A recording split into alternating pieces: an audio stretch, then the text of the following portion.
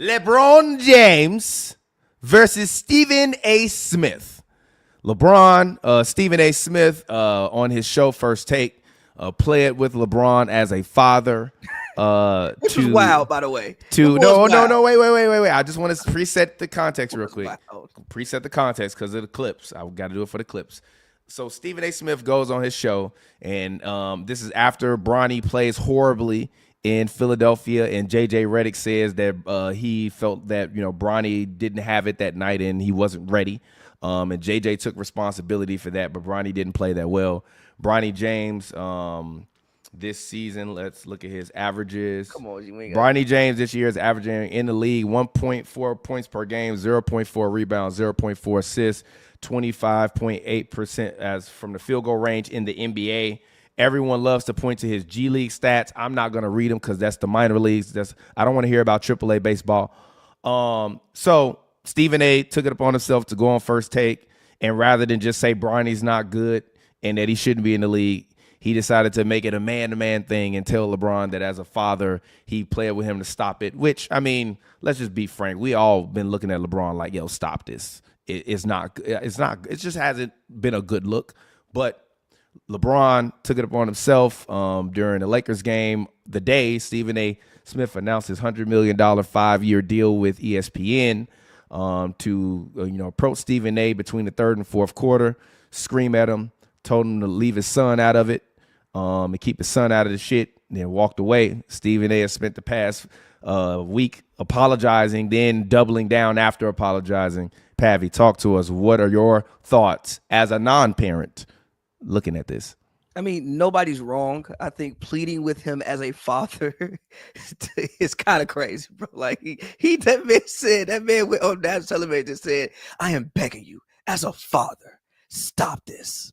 Like, I think that is a little reckless. Now, granted. I don't think anybody's wrong. I don't think LeBron's wrong for the way he's handling it. I don't think Stephen A. Smith is wrong for some of the stuff that he does. I mean, LeBron was the one on Twitter talking about Bronny is better than some NBA players.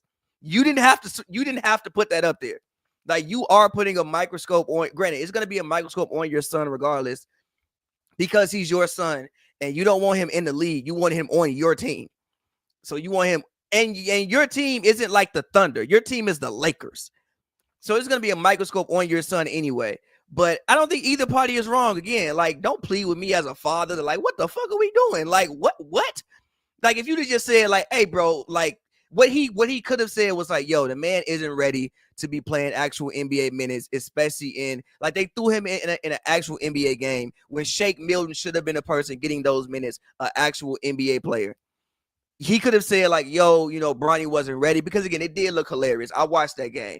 Tyrese Maxey called for an ISO every single time he even looked at Bronny. I'm like, gee, this is bogus as hell. G, take this man off the court. It's kind of embarrassing. But at the same time, like, rookies get embarrassed like that all the time. Like, if it's guys games where it's hurt and you see a mismatch on the court, people gonna take advantage of it all the time. It's just more of a story because it is Bronny. That is LeBron's fault. It being a story, but I don't think, again, no party is wrong here. I think the way that, I know people would say, oh, well, he could have came to him after the game. He could have came to him after the game or, before the game, but also Stephen A. Smith went on national television and said this shit.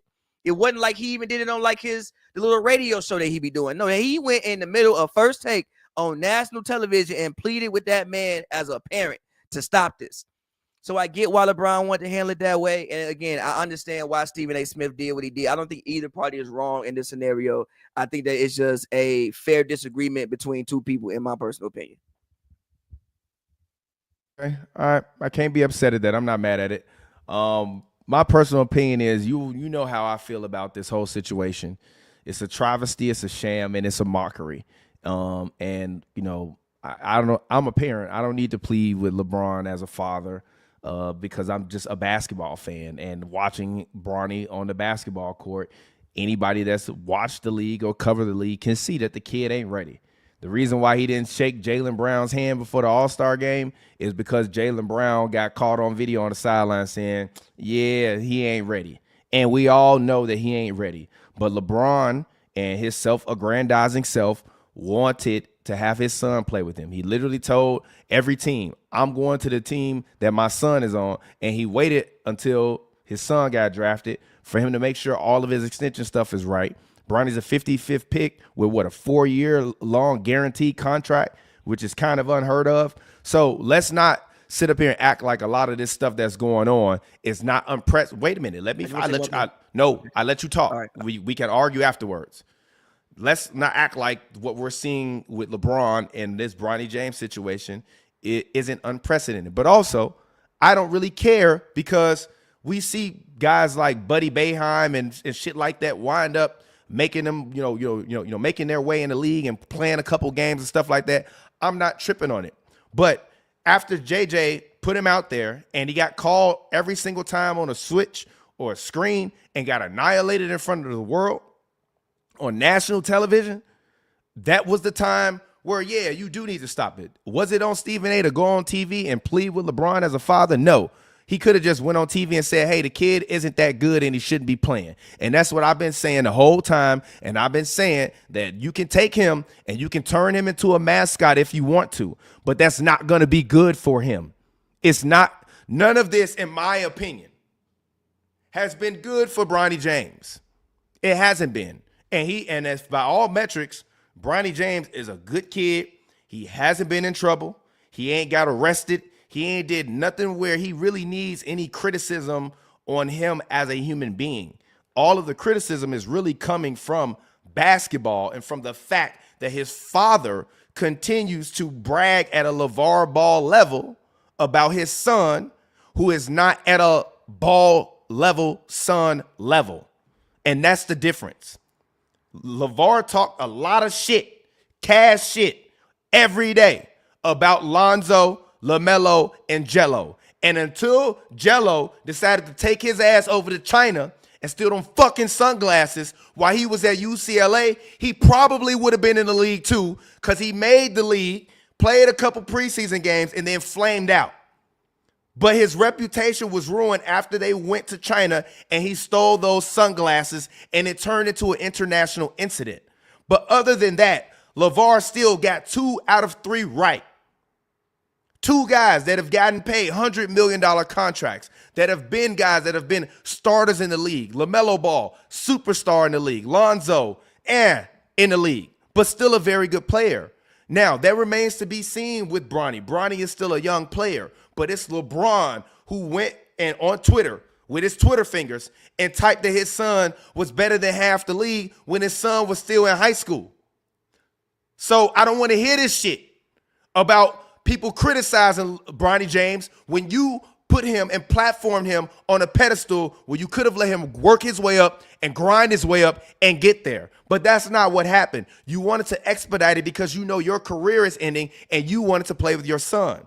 And rather than allowing him to be able to flourish after his unfortunate injury, where he almost lost his life, and be able to go back and play college ball and build up his reputation, he did not play that much at USC last year. And when he did play, he was not good. I watched the games. I live in Los Angeles. I hear the chatter. So I like all of this stuff from both sides. Stephen A was out of bounds, bro. You ain't got to come to me as a father. If you think my son trash at basketball, just say he trash at basketball. And then we just got to argue about if my son is trash at basketball, and we can look at the stats and talk about the facts. It's all the extra shit that is really what took it another place. But for LeBron James, I've said many a times, you're a top 100 human being in human history. Great guy, great father, been very kind every time I've met him or been near him, whatever. But you got to stop this shit. You cannot do these things and then play the victim when it does not work out in your favor. Because if Bronny James came in the league, lighting it up, giving us 20 a game, you still be on Twitter talking cash shit. I'm done. I just want to say the contract. Am I wrong, though? Would he not be? I just want to say the contract is not unheard of. Second round picks do like sometimes get 4-year deals. 55th pick, get a 4-year guaranteed $8 million contract. Yeah. Show me some more examples. I think Trace Jackson Davis got a guaranteed deal from the Warriors. I don't know if it's $8 million, but he definitely got a guaranteed deal for sure. Lou Dort even got a guaranteed deal. It was like 4 years something. I mean, they restructured the deal obviously when he started playing much better, but yeah, it happens. It does happen.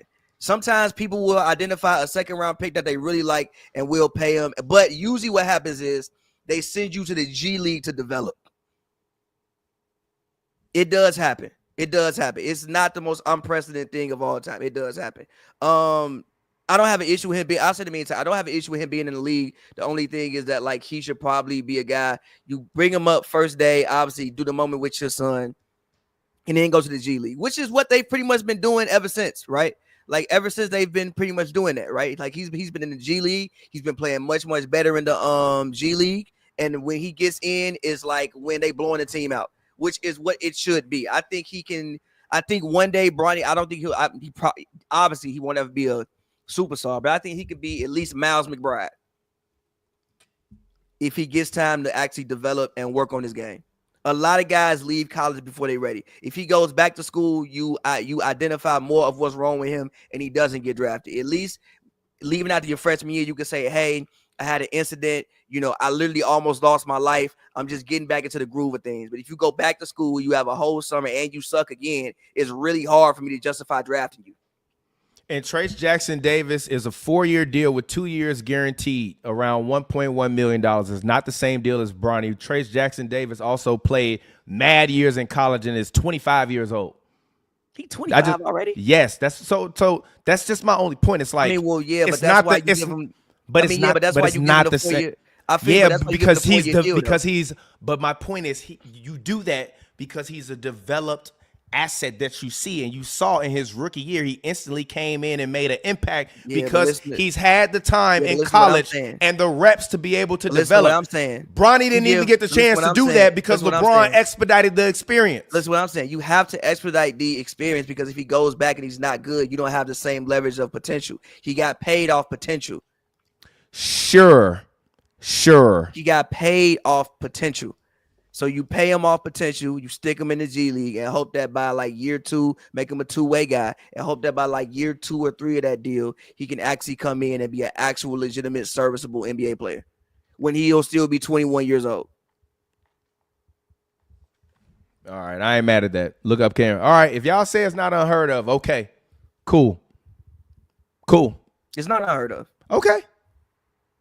It's Bronny, so it becomes a story. No, it's not just because it's Bronny. Because guys coming off of a potentially career-ending injury, that tell me how many times that happened. You wouldn't even know if it wasn't Bronny. If he got drafted, if that would have been a story you found out about. If his name was Todd Smith, that would have been. And the Lakers drafted him 55th overall, and he unfortunately went into cardiac arrest. You telling me nobody would notice that or talk about that? That would be a story that you would have found out after he got drafted. I don't think so, bro. That would have been a story you found out after I don't think so, bro. I think it definitely would have been a story on draft night, and the Lakers fans would have been like, a story you found out about after he got drafted. He would have got drafted, and they would have actually it might not have been because he wouldn't have got drafted. He might have got drafted. Like, bro, if you were, I think, wasn't he a top 25 prospect in high school? Bronny was, if I'm not mistaken. What do you mean you can't believe I'm dramatic after 8 years? This is what we do. You want me to come in here and talk docile like I'm in the office? Fuck out of here. Wasn't he a top 25 prospect in high school? Who? Bronny. Yeah. Yeah, he made the McDonald's All-American game, and he played decent. If any McDonald's All-American goes into cardiac arrest, but they come back and they're fine, and they enter the draft, they will still probably get drafted. In the exact same spot that he was at. I don't believe you or him. And like I said, it's not to me. It's not for me. It's not on me being critical about Bronny because of his play. I'm critical of him because his dad has done every single thing to prop him up and put him on his pedestal. And now that he has not delivered, now we're supposed to act like it didn't happen. And that's my problem with all of this. It's not that he's the 55th pick. It's not even that he's LeBron James' son. It's the fact that LeBron James took it upon himself for the past 2 years to let everyone know my son is coming into the NBA and he's better than most of these guys. He didn't say most. What did the tweet say? He didn't say what. Let's actually find a tweet. Hold on, because he didn't say most. Bronny James tweet.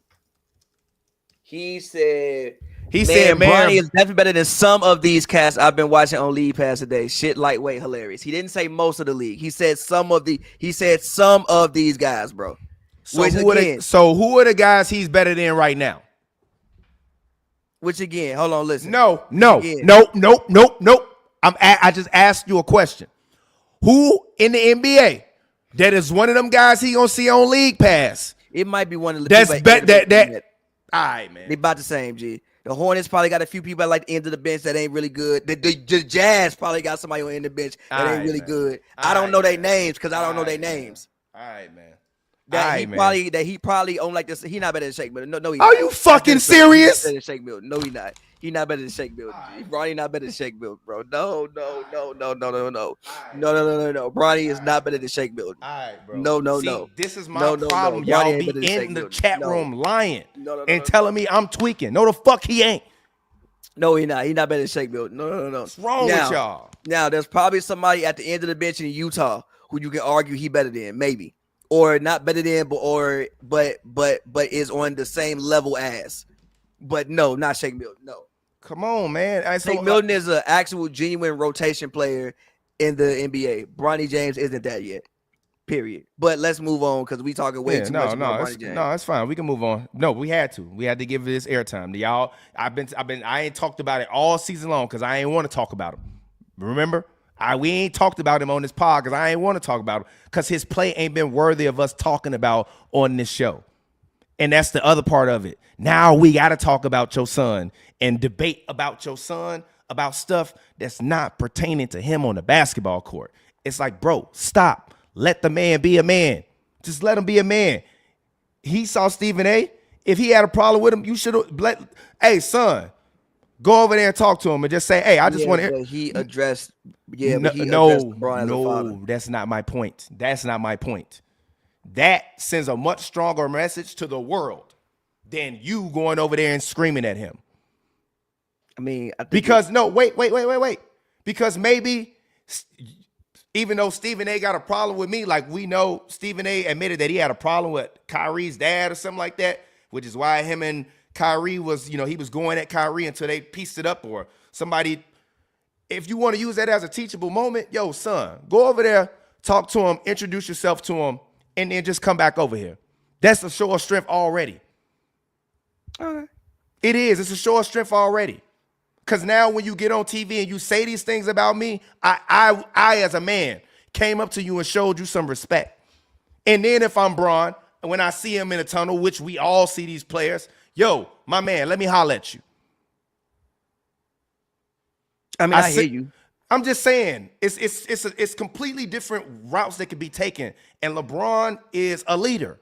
And the kids see that shit, and they gonna follow behind it too. It's better ways to handle those types of confrontations, especially when you someone as big as LeBron. And you can't match someone being little, a small person, just so that way you can feel better. Be a bigger person the whole time. And to me, he put himself on a level where we got to argue who was right when he could have did it a different way. And we were like, damn, LeBron and his family made embarrass Stephen A, made him look classless. And to me, I think both of them was wrong at this point. So I don't think anybody won. But we can move on after you say your last thing. No, that's all. We can move on. All right, cool.